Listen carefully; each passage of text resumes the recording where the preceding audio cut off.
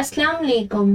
आपका फिर से स्वागत है लर्न विद नमीरा में। तो हम पार्ट 3 की तरफ बढ़ते हैं, proficiency in English part 1 for DElEd first year में। तो जैसे कि मैंने आप लोगों को बता दी थी, हमारा जो हो चुका था इंडेक्स में यूनिट 1 हमारा चल रहा था नेचर ऑफ इंग्लिश लैंग्वेज। तो what is language, principle of language learning, ये जो है हमारा चल रहा था फर्स्ट टॉपिक। ठीक है, तो हम लोग पढ़ते हैं उसकी तरफ।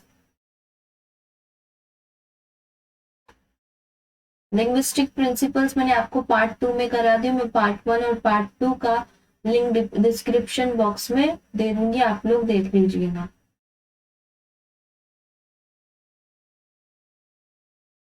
ठीक है, पेज नंबर 12, ये टॉपिक चल रहा है हमारा characteristics of language. Every language enjoys some characteristics. We can enlist a few characteristics as follows. Language becomes valid only when it bears meaning. ठीक है, लैंग्वेज कब वैलिड होती है? जब उसकी मीनिंग समझ में आती है।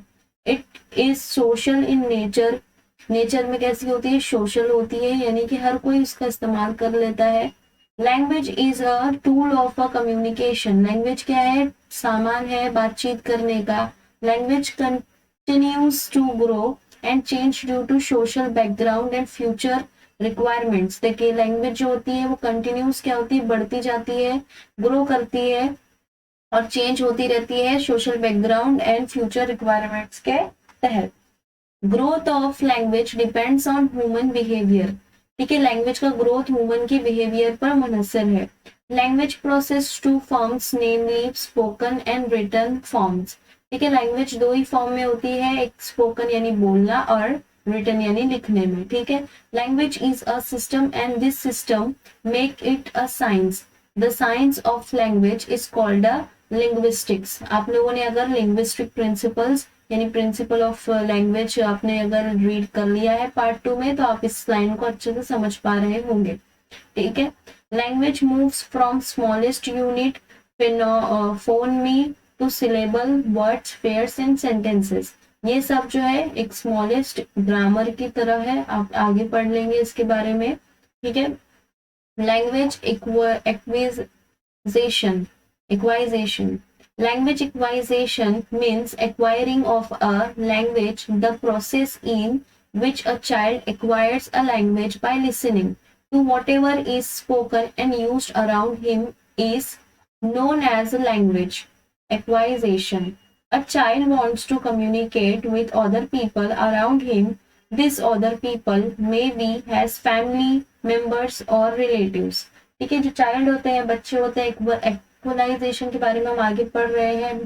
पैराग्राफ स्टार्ट हुआ है। देखिए, जो बच्चे होते हैं छोटे, वो अपने फैमिली मेंबर्स के और रिलेटिव्स की बातें ज्यादा सुनते हैं, उनके साथ ज्यादा रहते हैं। ठीक है, if he is a thirsty, यानी कि वो अगर बच्चा अगर प्यासा है, एंड वांट्स वाटर, अगर उसे पानी चाहिए, तो he will use the words of a language. तो वो क्या करेगा? एक वर्ड बोलेगा लैंग्वेज में से, यानी भाषा में से कोई भी एक वर्ड, एक शब्द, एक लफ्ज बोलेगा, which is spoken around him, जो उसके सामने ज्यादा बोला जाता है। For water, the child will not say water in English, क्योंकि चाइल्ड क्यों वाटर क्यों नहीं बोलेगा इन इंग्लिश? आगे देखते हैं। It is natural that he will say, page number 13 पे जा रही हूं मैं, पानी। ओके, पानी। It is because this is what he has been continuously hearing, क्योंकि वो हमेशा क्या सुनता है? पानी सुनता है। कभी उसने अपने माँ बाप के मुंह से वाटर नहीं सुना। क्यों नहीं सुना? क्योंकि वो उसकी थर्ड लैंग्वेज है। वो लोग घर में, हम लोग देखिए, हम लोग, हमारी मदर टंग उर्दू है, तो हम लोग क्या बोलते हैं? पानी ही बोलते हैं, वाटर नहीं बोलते। हम नहीं बोलते कि मम्मी आई वॉन्ट वाटर, हम क्या बोलते हैं? हमें पानी चाहिए, ऐसा बोलते हैं। It is because this is what he has been continuously hearing. This process is natural. ये natural process है। For example, a child whose mother tongue is Urdu. Example के तौर पर उन्होंने बताया कि ऐसा child जिसकी mother tongue उर्दू है, will acquire this language because it is spoken around him. वो acquire क्यों करेंगे? क्योंकि उनकी जो language है वो यही है, उनके आमने सामने उनके साथ में बातचीत उर्दू में ही होती है. He is expose to this language. He did not select this language. It is a involuntary process for him. उन्होंने थोड़ी ना, बच्चों ने थोड़ी ना ये सिलेक्ट की लैंग्वेज कि हम यही लैंग्वेज में बात करेंगे, नहीं. ये इन्वॉल्वटरी यानी उनके साथ ही साथ ये लैंग्वेज घर में भी बोली जाती है, जिसकी वजह से वो उनकी जो फर्स्ट लैंग्वेज उनकी मदर टंग बन गई है. ही गेट्स नेटिव लैंग्वेज, ये उनकी नेटिव लैंग्वेज बन गई है. Sorry, he gets this chance in the social atmosphere around him. Only first और native language can be acquired. तो जो एक्वायर्ड किसको बोलेंगे कि ऐसी लैंग्वेज जो फर्स्ट लैंग्वेज है हमारी, जैसे मदर टंग है हमारी, या फिर नेटिव लैंग्वेज है जो हम रहते हैं जहाँ, वहां पे यही लैंग्वेज बोली जाती है. तो लैंग्वेज लर्निंग, अब जो टॉपिक आ रहा है language learning. A language more probably the language other than mother tongue is learn. ठीक है, जो लैंग्वेजेस होती है वो प्रोबेबली मदर टंग की तरह ही होती है. अब जो हमारी जो मदर टंग है वो जरूरी नहीं कि दूसरे स्टेट में उनकी मदर टंग हो, लेकिन वो उनकी मदर टंग होगी. मतलब जो दूसरे स्टेट में दूसरी लैंग्वेज बोली जाती है वो उनकी होगी.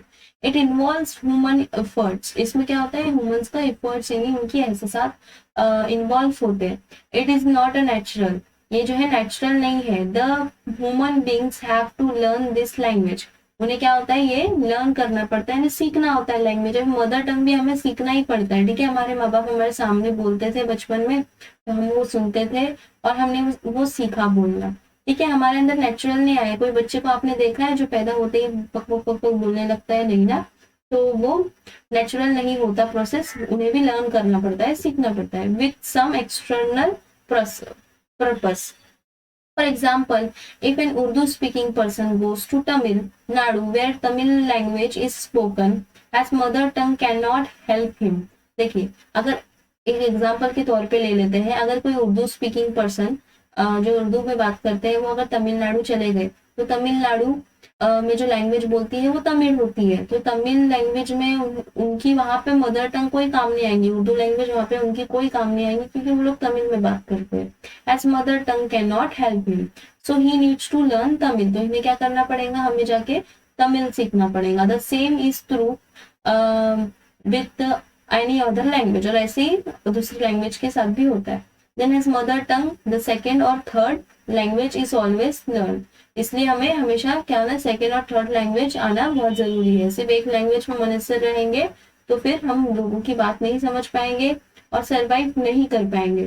ठीक है, differentiate or distinguish between language acquisition and language learning. Language acquisition, mother tongue.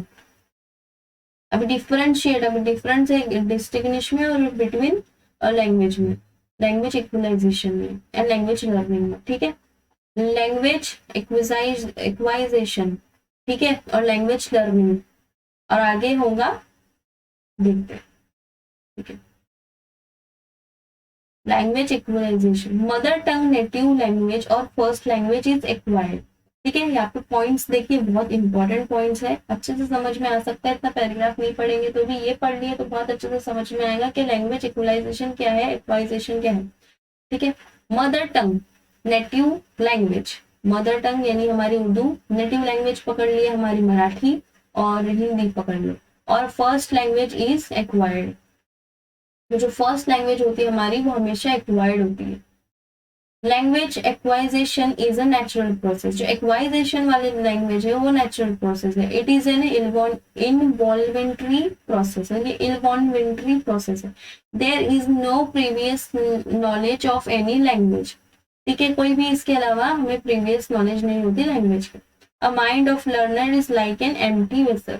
और जो माइंड ऑफ लर्नर होता है यानी कि का दिमाग जो होता है वो एम्प्टी वेसल हो जाता है, यानी कि खाली.